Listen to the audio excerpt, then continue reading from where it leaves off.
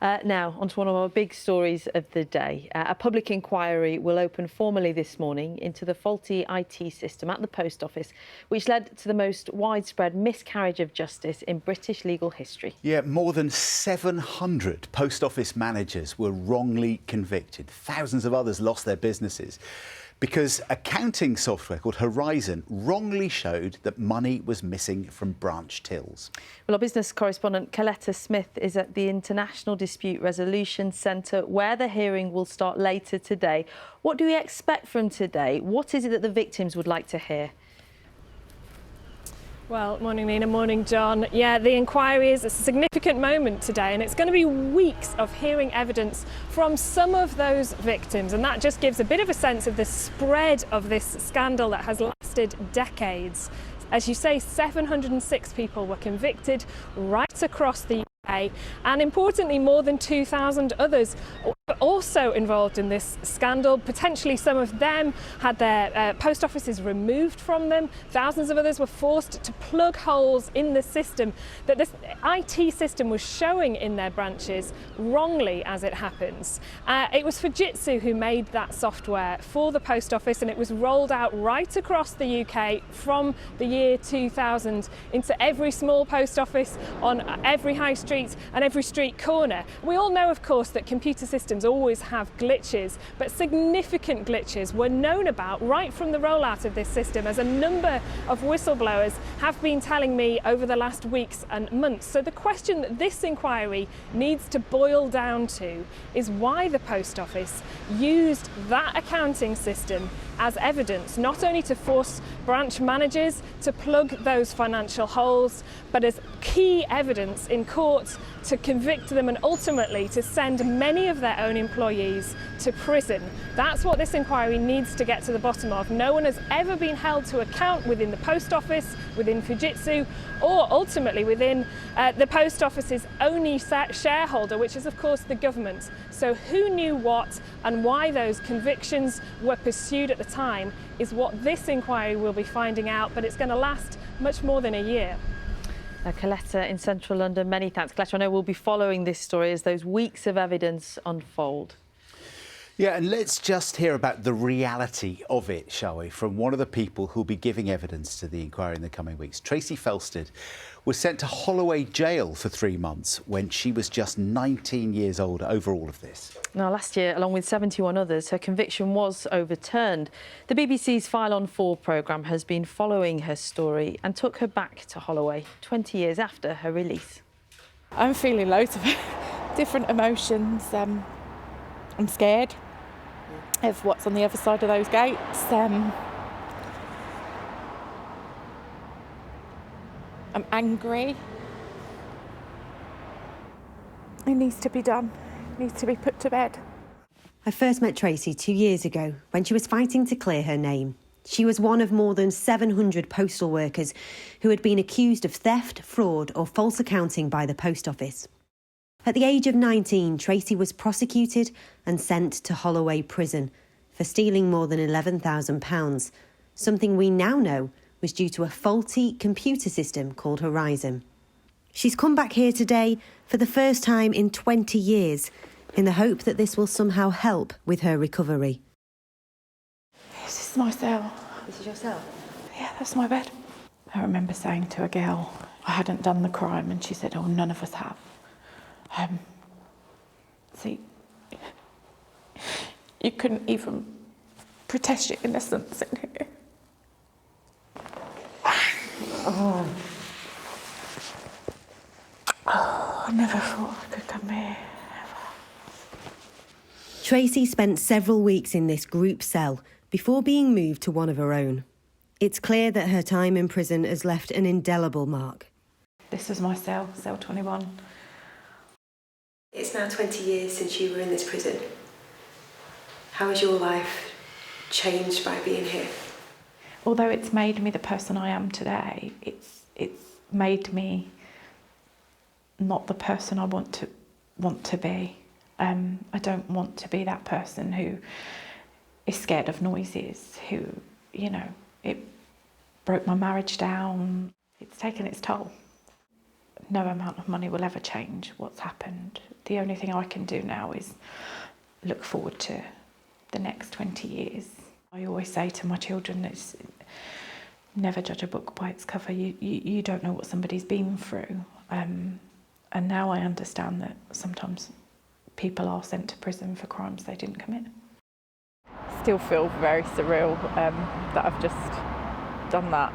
I want closure for everybody. People to be compensated, fair and final compensation.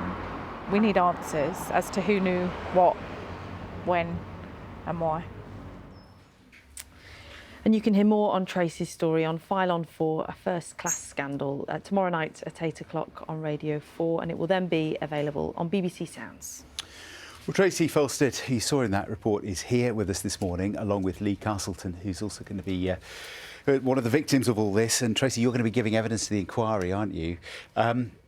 You didn't want to watch that piece this morning. No. You went back, but having it on the screen is really difficult. Just explain kind of the impact this has had and the pain it still causes. I wasn't ready to watch that this morning. It was quite traumatic going back with Hayley, and it had a massive impact on my life. You know, I was sent to prison for a crime I didn't commit, and like I said, in the space of 20 minutes from the High Court, my life had been turned around again. I'd been told that within 20 minutes that actually 20 years of my life had happened for no apparent reason. So even that being cleared of it was traumatic in itself. This sort of undoing of the conviction is a whole new layer of trauma. Yeah, definitely. It's hard to process that actually for 20 years you've lived with that being a convicted criminal, and then all of a sudden somebody's actually told you that no, you're not. And you can't just delete it, can you? No. Those 20 years from your brain. And No. I guess rebuilding relationships, telling the world, it's a massive process. Yeah, you can't. It's so hard to get through your mind and to process that. I'm having intense therapy to deal with that. Hence the reason I went back to Holloway Prison, to try and have that, to help with that therapy, to help get over that. Did it help? In a way, yes. I'm glad that I did it. It was really traumatic and I found it really, really difficult, hence the reason I can't watch the video back at the moment. But maybe one day I can. I just keep thinking 19. 19 is so young. Yeah. Your whole life ahead of you. Yeah, all of my adult life until last year I've been a convicted criminal. Lee, just share your story with us, because criminal proceedings started against you, you managed to overturn them, but the scarring financially and otherwise of your experience, just talk us through. My case was a civil case, actually. It was heard in the High Court in 2006, which I lost. I represented myself, and the scarring for me really is as as deep as anybody, but the end, the position that I find myself in now, I'm fully and finally compensated according to the government, and it's just not enough. There's 555 people out there that started the Bates litigation that have been just left and hung out to dry, really. Out of the £100 million that the Post Office have paid in legal fees, only £11 million went to the 555 to share. Just explain the point of your life you were at, because you'd had a career in finance, you'd moved to the northeast or to Yorkshire to sort of think. Originally I was from Scarborough, which is very close to Bridlington. I'd been a stockbroker. We moved back. I had no mortgage at the time. We wholly owned our house. We sold the house to buy the post office in Bridlington and obviously entered into a mortgage there. And 17 years down the line, I'm now in rented accommodation, and all that's gone. How angry are you, both of you? Very. Very angry. There's no accountability. Nobody is found responsible. Hopefully, Wyn Williams and the inquiry will shine a light on all the wrongs, really. It's time. Certainly time to do that. What's shocking every time we talk about this story are the numbers, the 700 convictions, the thousands of others whose lives were impacted, whose accusations were made against them. And at no point until relatively recently did somebody say something's wrong here. Yeah. Yeah. It's incredible. We started the campaign for the JFSA in 2008-9. It's been a very, very long journey of fighting against everybody that wouldn't listen. You know, it took a long time to get any traction. Thankfully, people like Nick Wallace, Computer Weekly, Cal Flinders, helped to move this along. People came in like Ron Warmington and Ian Henderson to do the mediation scheme in 2013, which all helped, all made things out into the public, and that gave more and more traction. And finally now coming into the inquiry, our stories can be heard, and hopefully it'll never happen again. Never. The thing about post offices is they're right there in the middle of the community. Everybody knows you, everybody trusts you. Yeah. And so when there's a suggestion that that trust has been broken, that you've done something wrong, everybody knows. Yeah, absolutely. Is that the hardest part? You know you're innocent, Yeah. but I bet you want to stand on the roof, don't you, and just shout and tell everybody constantly. Because is it hard sometimes to reclaim some of those relationships? Yeah, I mean, I think it's when you're trying to explain to people that you're innocent. A lot of people, I know that you'll see through the film, even when I was in prison, trying to claim your innocence is really difficult. And at the time when my trial was going on, it's really hard to explain when you don't know what's wrong and you don't know what's happened. Actually, how do you protest your innocence there? All you can say is, I haven't done anything wrong, and try and give as much information as you possibly can. And when the dots started being joined, when you started getting in touch with one another and thinking it's not just me, Lee, what sort of a relief was that? What sort of strength did you get from fellow victims? The stories are so painful, but the group, the people are so strong. There's some really strong characters amongst our group, and you know that the fight's never going to finish until everybody is in the right position. It's not just about Tracy or me, it's the whole group. Everyone's just pushing in the right direction. Everybody will be out today because of the inquiry starting today. Everyone will be out rattling the sabres and telling people that we're still here and we're still fighting and we're still going to argue. We're going to still put points of view across and we're going to still put those things, those questions to people that we want answering. What are you going to tell the inquiry when it's your turn and you sit there and speak? What do you want them and the world to know? The impact that it's had on my life. I want them to know what they've done to me, how it's impacted my life, and what I'd like to see happen. And hopefully we'll get the answers that we need. Somebody needs to be held accountable for what's happened. One of the findings in the High Court was of the damage it's done to confidence in public institutions, that nobody can believe that this happened. No. Post office were told in the High Court it was like somebody trying to prove or just believe that the earth was still flat. You know, the High Court judge was damning, absolutely damning of the way that the post office treated the people. And this is, like John said, it's people, your corner shop or your village post office, the people that your auntie, uncle, just normal working people that have been punished so terribly. And the post office has said they're sincerely sorry for the impact of the scandal on the lives of the victims and their families, and no doubt the human cost. They say their priority is to ensure full, fair and final compensation. Do you trust that statement? No. No. Absolutely not. No. Anybody who wants to spend hundreds of millions of pounds on lawyers to protect their name and the people involved in their environment is not somebody to be trusted, I'm afraid. Could you put a number on the years lost, I suppose, is the question, isn't it? You just can't, can you?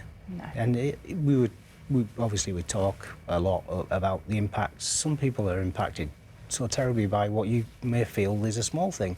Other people are impacted so terribly in huge things, terrible ways, awful ways. And it's not just ourselves, it's our families and the family that envelopes you, wraps around you, that all have been infected. How can you put a number on that? Your daughter suffered abuse, didn't she? What happened? She was spat at on the school bus, and she was abused in the street and bullied at school. And nothing can ever undo that. No. Can it? No compensation, no sort of No. appearing on the telly and saying I did nothing wrong, but nothing changes what she went through and so many others. The post office wanted to believe and wanted people to believe that I was a thief, and the knock-on effect in a small fishing town in the northeast is that that's what I was, because the post office said that's what I was. Do you think you can ever get over this? Do you think you could ever move on? No. I hope to move on with my life now, and hopefully once we get the answers that we want and we need, we can try and rebuild what we have left of our lives. But I don't think the trauma will ever go away. Lee? It's something that's been with us both for too long, really, just to walk away from. I think it makes part of our character. It's something that there's been good things that have come. I know it sounds kind of crazy, but you find people in your life that you can really trust. I can sense the camaraderie between yourselves, and I guess you all in touch on different groups and stuff as well. Yeah. We all. And that gives you strength. There's lots of support. Definitely. There's lots of support. All right. Well, look, thank you for coming in and talking to us this morning. Thank you. Thank you. You're both incredible for coming and being brave enough to share your story, because nobody can imagine what you've been through. So thank you so much. And we'll keep an eye on the inquiry over the next few weeks, because we don't know how long it's going to last, do we? No. No. These things can take a while, can't they? But there we go. We'll see what happens. Thank You've you had very to be much. Thank patient you. so far, Thank you. haven't you? So thank you so much, Lee and Tracy.